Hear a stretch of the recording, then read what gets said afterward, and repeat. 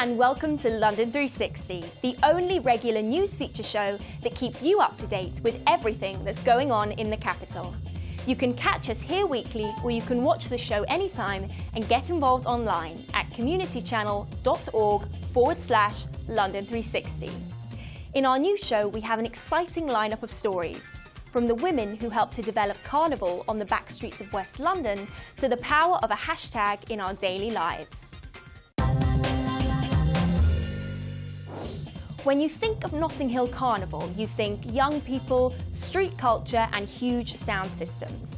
I was most interested in the women who were once at the forefront of the parade and who kept Carnival alive. I went down to Portobello Road to find out more about the women pioneers who were born and bred into Carnival.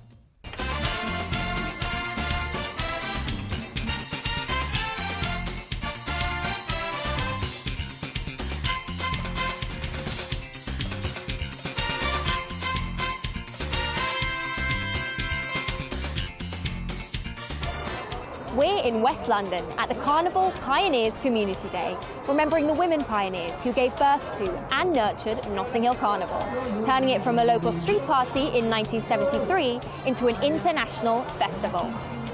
A lot of the women, they are the backbones to the culture, you know, whether it's the mass designing, whether it's to put on the events, whether it's the actual singers.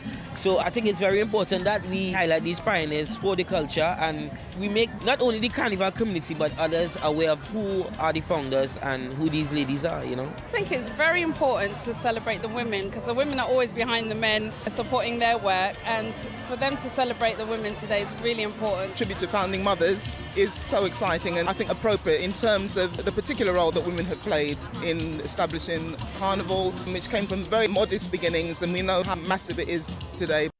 I went to talk to two founding mothers to find out more about the role they played in establishing Notting Hill Carnival and to find out just how far it's come. It's really good now that people are looking back and recognizing the contribution that the women made. At the time when I became involved, there weren't many women involved in Carnival. I was one woman amongst many macho men, and being secretary was about multitasking. I did all the reporting, I did all the budgets and all the finance. My role was actually keeping it alive. I worked full-time as a hospital midwife and then as a hospital manager, but every evening I used to go to the mass camp and cook, because it was the only way we could really say thanks to people who helped. When the riots in 1976 happened, it was a shock because we thought that we had a good relationship with the police. But the investigation revealed that it wasn't a riot started by people, it was planned.